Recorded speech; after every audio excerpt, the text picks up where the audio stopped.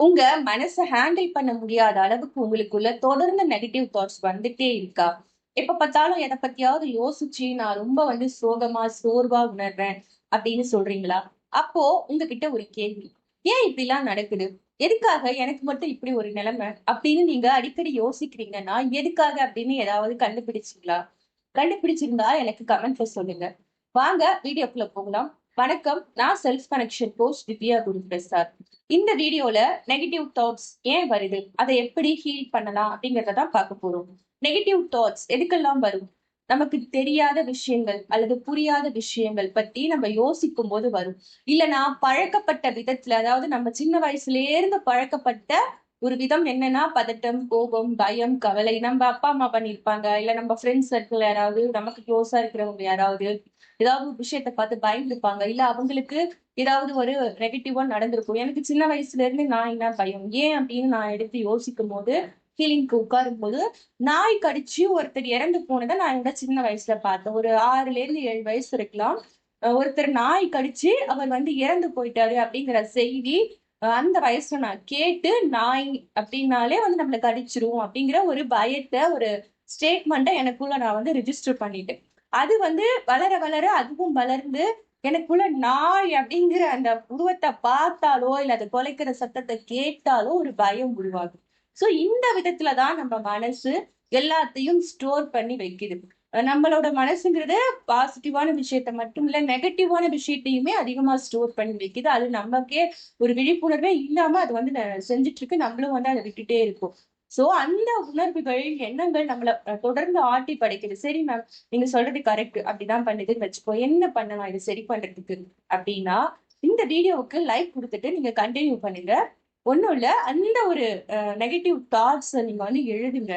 மெல்ல மெல்ல அதெல்லாம் எடுத்து ஹீல் பண்ணுங்க. இதுக்கு பேசிக் ஹோப்போனோபோனோவே போதும். I'm sorry, please forgive me, thank you, I love you அப்படிங்கிறத நீங்க தொடர்ந்து சொல்லுங்க. 108 முறை சொல்லுங்க. உங்களுக்கு எப்பப்பலாம் அந்த உணர்வுகள் தோணுதோ, அப்பப்பலாம் ஒரு 2 நிமிஷம் சொல்லுங்க. 21 முறை நீங்க ஆரம்பிச்சாலே போதும். மெல்ல மெல்ல 54, 108ன்னு நீங்க போயிட்டே இருக்கலாம். சோ இது ஹோப்போனோபோனோ அப்படிங்கிறது ஒரு நல்ல ஒரு ஹீலிங் மெத்தட் இந்த ஒரு நெகட்டிவ் தாட்ஸ்க்கு. சரி, இப்ப நான் ஹோப்போனோபோனோ சொல்றேன்.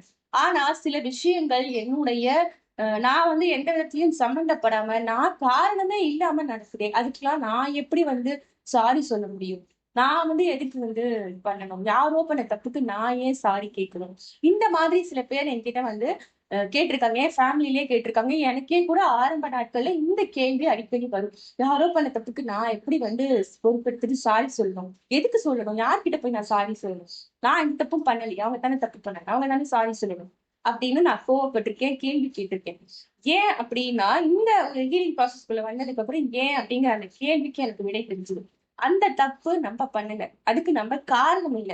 ஆனா, அது நடக்க ஏதோ ஒரு விதத்துல நம்ம அனுமதிச்சிருக்கோம். நம்மளோட எனர்ஜிக்குள்ள, நம்மளோட வாழ்க்கைக்குள்ள அத அனுமதிச்சது நம்ம தான். அதுக்கு நம்ம 100% பொறுப்பெடுத்துக்கிட்டாலே போதும். அந்த ஒரு விஷயம் நம்ம கிட்ட இருந்து விலகறதுக்கு அதுவே போதுமான காரணமா அமையும். நீங்க 100% பொறுப்பெடுத்துக்கோங்க. நீங்க காரணம் இல்ல. அப்படிங்கிறத நானும் ஒத்துக்கிறேன்.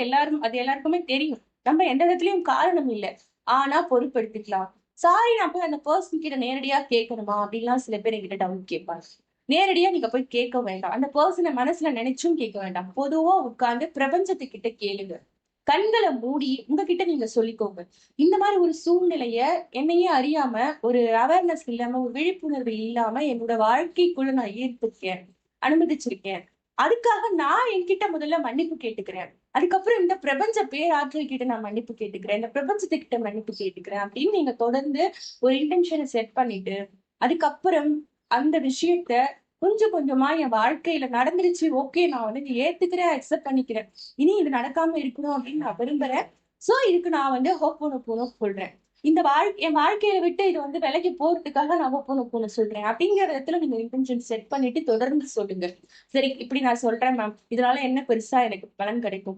நான் நினைக்கிற பலன் தான் கிடைக்கணும்ன்றது கிடையாது. நீங்க நினைக்கிற பலன் தான் கிடைக்கணுங்கிறதும் கிடையாது. யுனிவர்ஸ் உங்களுக்கு ஒரு சூப்பரான பிளான் வச்சிருக்கும். நீங்க ரூ. 5க்கு ஆசைப்படலாம். யுனிவர்ஸ் உங்களுக்கு ரூ. 500 குடுக்க ரெடியா இருக்கலாம். ஆனா நீங்க நான் எனக்கு ரூ. 5 போதும் அப்படிங்கிற மைண்ட் செட்ல ரூ. 5 குடு, ரூ. 5 குடுன்னு நச்சரிச்சுட்டே இருந்தோம்னா, அந்த ரூ. 5 தான் அது கடைசியில குடுக்கும்.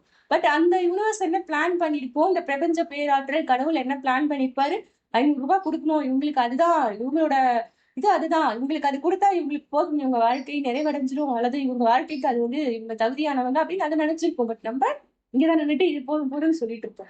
சோ இது ஒரு தவறு. நம்ம பலன அப்படியே ரொம்ப ஃபோக்கஸ் பண்ணாம நம்மளோட கடமை ஹோப்போனோபோனோ சொல்றது அப்படிங்கிறத மனசுக்குள்ள நிர்ணயம் பண்ணிட்டு, தீர்மானம் பண்ணிட்டு தொடர்ந்து ஹோப்போனோபோனோ சொல்லிக்கிட்டு இருக்கும்போது, நிச்சயமா நம்ம மனசு அந்த ஒரு நெகட்டிவ் சூழ்நிலையில இருந்து நம்மள கொஞ்சம் கொஞ்சமா விடுவிச்சு ஒரு பாசிட்டிவா நகரத் தொடங்கும். அத நாளடைவுல நீங்களே உங்களுக்குள்ள இருந்து உணருவீங்க. அதுக்கு நீங்க தொடர்ந்து சொல்லணும். மேம் நான் 1 வாரம் சொன்னா போதுமா? 10 நாள் சொன்னா போதுமா? காலையில மட்டும் சொன்னா போதுமா? மத்தியானம் மட்டும் சொன்னா போதுமா? நைட்டு தூங்குறதுக்கு முன்னாடி சொன்னா போதுமா? உங்களுக்கு மனம் எவ்வளவு நாள், எவ்வளவு நேரம் அது சொன்னா ஓய்வு அடையும், அமைதி அடையும், நிம்மதி அடையும், ஒரு நடுநிலைக்கு வரும் அப்படின்னு சமநிலைக்கு வரும்னு தோணுதோ, அவ்வளவு நாட்கள், அவ்வளவு நேரம் சொல்லுங்க. 108 அப்படிங்கிறது ஒரு நம்பர் தான். 1008 கூட நீங்க சொல்லலாம். 2008 கூட சொல்லலாம். அது உங்க மனசுடைய தன்மைய பொறுத்து, உங்களுக்குள்ள இருக்கிற காயங்கள பொறுத்து நீங்க சொல்லலாம். அடுத்து காமனா ஹோப்போனோபோனோ பத்தி கேட்கிற கேள்வி என்னன்னா, இது சொல்லும்போது நான் அத ஃபாலோ பண்ணணுமா? இப்படி ஃபாலோ பண்ணணுமா? நின்னுட்டே சொல்லலாமா? நடந்துட்டே சொல்லலாமா? படுத்துட்டே சொல்லலாமா? நீங்க எப்படி வேணாலும் சொல்லலாம். எப்படி சொன்னாலும் அதுக்கு உண்டான பலன் இருக்கும். ஆனா, இத சொல்லும் பொழுது 2டே 2 விஷயத்த மட்டும் நீங்க பண்ணாம இருந்தா போதும். தொடர்ந்து மனசுக்குள்ள நெகட்டிவான விஷயங்கள அனுமதிக்காம இருந்தா போதும். அது என்ன மேம் நெகட்டிவான விஷயங்கள்? அப்படின்னா, ஒண்ணும் இல்ல. நீங்க எந்த விஷயத்துக்காக நீங்க ஹோப்போனோபோனோ சொல்றீங்களோ, எந்த சூழ்நிலைக்காக அல்லது எந்த நபருக்காக சொல்றீங்களோ, அவங்கள பத்தி உங்களுக்குள்ள ஒரு தவறான எண்ணத்த உருவாக்காம இருந்தா போதும். அவ தான் அதுக்கு காரணம். அவ ரொம்ப திமிரு பிடிச்சவ. இல்ல அவன் ரொம்ப பணத்தாசை பிடிச்சவன். அவனால தான் இதெல்லாம் நடந்துச்சு. அப்படிங்கிற மாதிரி அடுத்தவங்கள ப்ளேம் பண்ணாம இருந்தா போதும். அவங்கள பத்தி தவறான எண்ணங்கள் உங்க மனசுல தோன்றினாலும், அத அப்படியே விட்டுட்டு தொடர்ந்து ஹோப்போனோபோனோ மேல ஃபோக்கஸ் பண்ணுங்க. அடுத்தவங்கள ப்ளேம் பண்ணணும்னு தான் தோணும். ஏன்னா, அந்த விதத்துல தான் நம்ம மனசு பழக்கப்பட்டிருக்கு. ஆனா, அந்த ப்ளேம் அப்படியே ஸ்டாப் பண்ணிட்டு ஹோப்போனோபோனோ மேல கான்சன்ட்ரேட் பண்ணுங்க. கவனம் அது மேல வைங்க. கண்டிப்பா இது ஹோப்போனோபோனோ உங்களுக்கு ஒர்க் ஆகும். இது எப்போ ஒர்க் ஆகும்? இந்த நிமிஷத்துல ஒர்க் ஆகுமா? 8 மணிக்கு ஒர்க் ஆகும். 9 மணிக்கு ஒர்க் ஆகும். இப்படிலாம் யாரும் யாருக்கும் விதிமுறை புத்தகம்லாம் போட்டு குடுக்க முடியாது. அவங்க அவங்களுடைய பயிற்சியுடைய தன்மைய பொறுத்து, மனதுடைய இயல்ப பொறுத்து, அவங்களுக்குள்ள இருக்கிற அந்த காயங்கள அவங்க எவ்வளவு சீக்கிரமா அவங்க ஆத்துறாங்க அப்படிங்கிறத பொறுத்து, எவ்வளவு சீக்கிரம் ஹீலிங் குடுக்குறாங்கங்கிறத பொறுத்து இது வேலை செய்யும். சோ உங்களுக்கு இப்ப ஹோப்போனோபோனோ பத்தி ஒரு தெளிவு கிடைச்சிருக்கும். கண்டிப்பா இந்த வீடியோ உங்களுக்கு பயனுள்ளதா இருந்திருக்கும்னு நான் நம்புறேன். உங்களுக்கு அப்படி பயனுள்ளதா இருந்துச்சு அப்படின்னா, நம்மளோட மைண்ட் மேஜிக் சேனலுக்கு சப்ஸ்கிரைப் பண்ணி